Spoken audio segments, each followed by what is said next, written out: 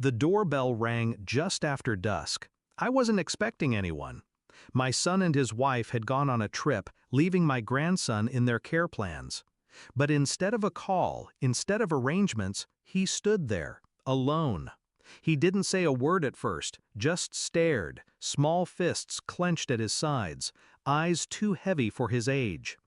Finally, in a voice that barely rose above the night air, he said, "Grandpa, I need to tell you something."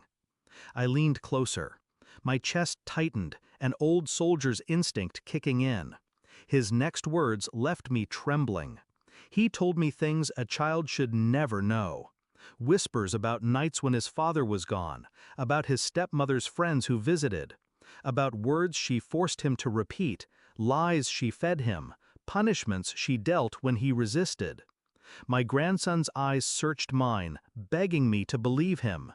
I saw bruises along his wrist, a faint mark across his collarbone.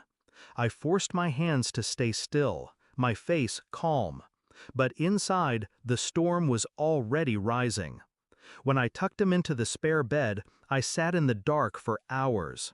I thought of my son, working, traveling, building a life he thought was whole, blind to what happened behind closed doors, blind to the woman he trusted.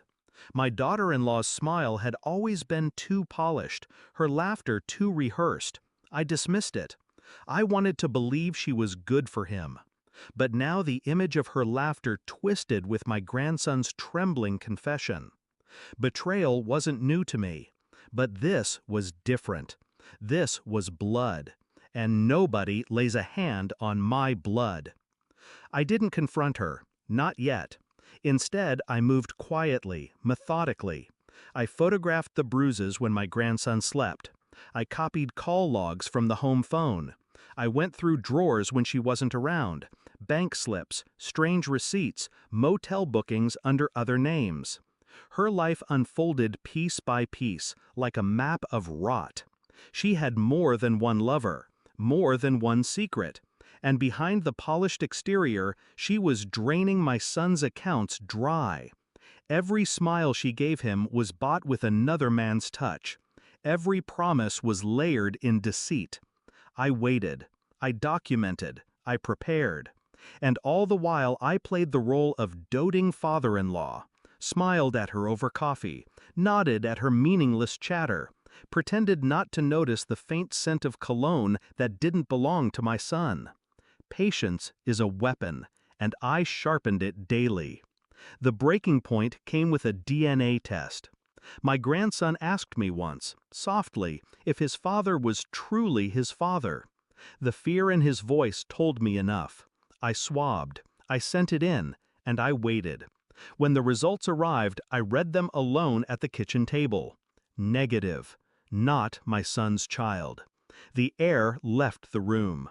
My grandson, the boy I loved as my own blood, was the product of her betrayal. That night, I invited her over while my son was away. She came, smug as ever, thinking I wanted to talk. I slid the papers across the table, watched her eyes widen as she read. She stammered, cried, reached for me with shaking hands. I stayed still, cold. You lied to my son. You stole 10 years of his life, and you hurt that boy. She collapsed against the chair, her face breaking under the weight of truth. I didn't scream. I didn't strike her. I simply stood and placed 2 envelopes on the table. One for my son, filled with the DNA results, the photographs, the bank slips. The other for the authorities. Her face drained of color. "You wouldn't," she whispered. I looked at her the way you look at something already dead. I already have. Her lips parted in horror, but no sound came. The polished mask she'd worn for years crumbled. She was nothing but a liar, cornered by her own game. I left her there, staring at the wreckage of her lies, knowing she would spend every day waiting for the knock at the door. Later, I stood at my grandson's bedside. He stirred, eyes half open. "Am I safe now?" he whispered.